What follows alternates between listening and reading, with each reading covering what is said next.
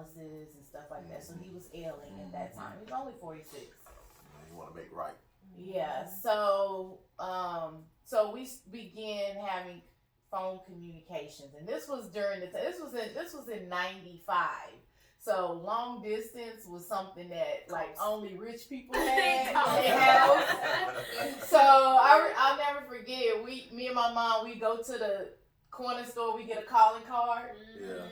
We go to the payphone and call him, and that was like my interaction. That's how I was able to keep in contact with him. And I kind of remember the sound of his voice, things like that. And he was telling me some things that he was doing. He was like big into like inventing stuff and all that kind of stuff. He sent me a little bit of money here and there. I could tell he was really trying to like get to know me. And then he eventually just passed away. So never got to go up there to see him. Didn't even go to the funeral. So I was 10 at that time. So I guess just having that void, not having that father figure, not knowing what it's like to have a father, I'm sure that might have affected, my personality or whatever. Some people turn to bitterness and anger. It really just depends on the road you decide to take. Well, the road I decided to take was, and I figured it out. It was the lack of self-worth. And I figured out as an adult, I was like, why do I not feel worthy? And it came to me. I felt like, and I blame myself for my father not being in my life. You know why? Because I felt like I wasn't worthy enough to have him in my life. Like I didn't deserve it. I'm not worthy enough to know him as my father. So that began the whole lack of, self-worth. And eventually when I became an adult and started a career in hairdressing, well, guess what? That trickled down into my career. So in the sense of my career, the beast in that is when I deal with my clients, the whole lack of self-worth, the value and all this and that. Well, guess what? It's hard for me to charge what I'm really worth. It's hard for me to also do that, because if I raise my prices, well, guess what? They won't come to me.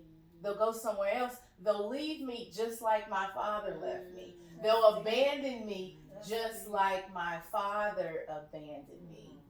So that's kind of like the connection that I was able to make. So it's like, no, I got to do whatever it takes to keep this person in my life, to keep them happy, to keep them wanting to be around me, because that's what causes me to have a sense of worth is through other people wanting to be in my life. So I mean, that's kind of that. That's your beast. That's my beast. That I'm still overcoming. Every day it's a struggle and things like that.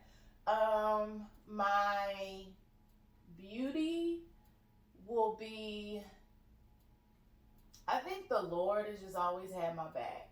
I think he's always been able to just place opportunities in front of me. I am a go-getter, so I do have the drive. I am able to like present myself, to put myself in these situations to have the opportunity, but ultimately it's like God that ultimately grants me the opportunity. Like the opportunity to be on the Babeless team. Like nowadays I look around and there's hundreds, if not thousands of people that want this opportunity at this point in 2020, but 10 years ago, it was like God just kind of like, he just placed it in my head. You know what I mean? Like I didn't really have to do all of this fighting for it like everybody is doing now. So I just feel like, God, he shows himself to me in different ways like that, basically saying, see, I'm your father. I still have your back. I'm with you. So beautiful. Wow. Thank you. I never knew that. Osmond. Never knew that. I didn't know your father was from Africa, I knew he wasn't there.